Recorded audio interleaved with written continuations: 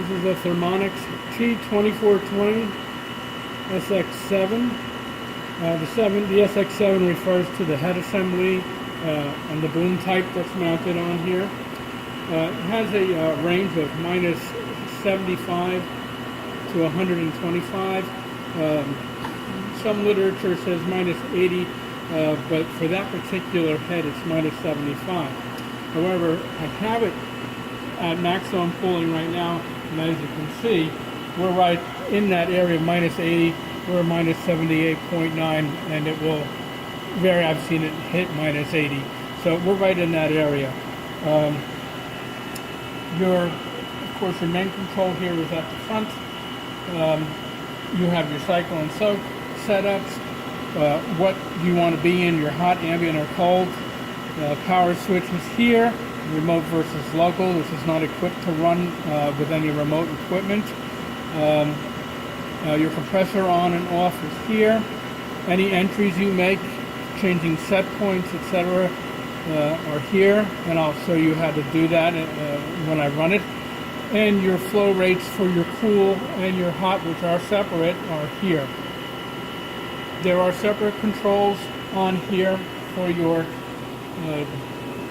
head assembly. I'll go through them. Once I go through, I want to show a temperature range change before I do that. So this is where I have it set up. There is a place down at the bottom for a head assembly for a nozzle, but there's none that comes with it. So that's something that would have to be acquired. So as you can see right now, we're at minus 78.8 degrees Celsius, and I have a separate thermocouple hooked up going into that nozzle, and as you can see, we're at 79.1 there. So that being said, and as you can see, it's very cold. We have frost building up where we're having leaks around the bottom of the pad. I'm going to change it now. I'm going to go to hot, so it's going to go up from minus 78 to plus 125 degrees C. And the desirous outcome of this is that it does this very quickly. It's not a very slow process. So if we just keep an eye on this, when I go to hot, it'll change rapidly.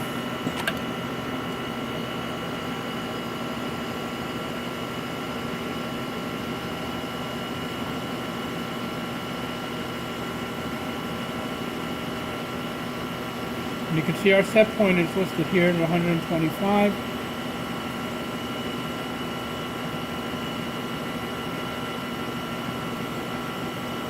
And there we've reached 125.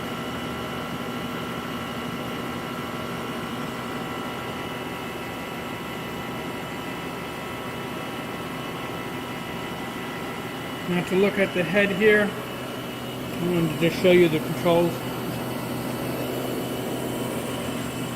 The controls are on this yoke. You have two controls. This is the down, the red. This is the up for the boom.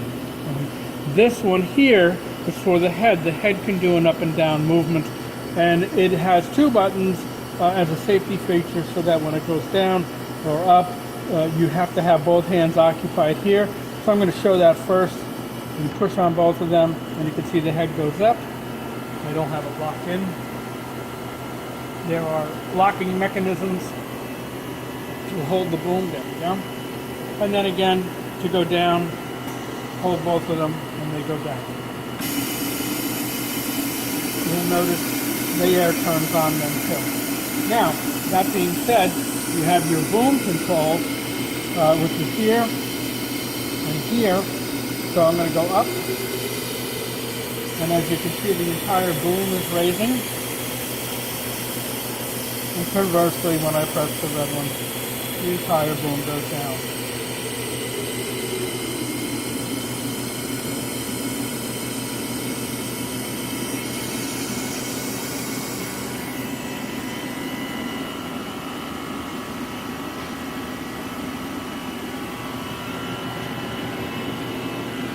And here's our rear panel, and it does require air, 80 pounds to 100 pounds.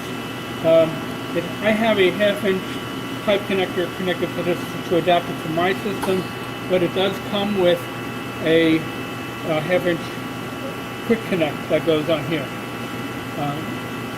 It also requires a 220 volts. It's a single phase system, 220 volt, 15 amps. But it's actually this one, even though it says 15 amps there, this is a 20 amp connector. So we will supply this with a cord with the correct connector on it. Your purge adjuster is here, your electronics cooling fan, circuit breaker for the system is here and some fuses. Your temperature sensor for the head is here with this, and heater connections are here. And here's all your connections for your boom. This also does have the ability to use the nitrogen if you so desire. So now I've got it in cycle mode. So as you can see, I have cycle, and the parameters that I've put in there is for a continuous cycle, so it will cycle to a positive temperature and then a negative temperature, which I have set to 125 and -55. I've got a 5-second soak time at each end of that. So, as you can see right now, we're cycling. We're in the soak. We're at -55. Soak has completed. It's going up to the hot, and we're cycling up to the 125 degrees. It's in the soak mode now for 125. Completed the soak, going back down to the cold.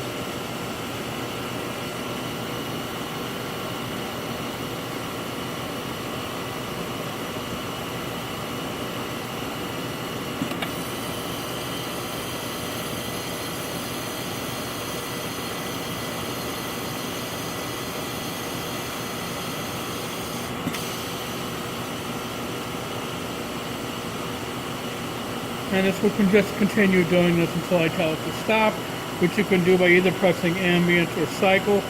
So I'm going to press cycle, and it goes into standby mode, which is no flow, and it's showing our current set points, even though it's going to be at ambient.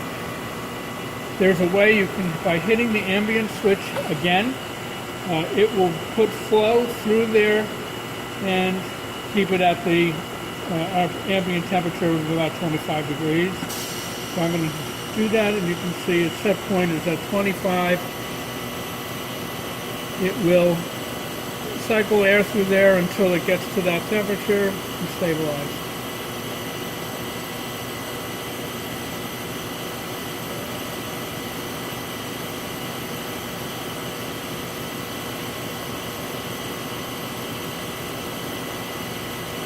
And if I want to turn that flow off, I can do that just by hitting ambient again.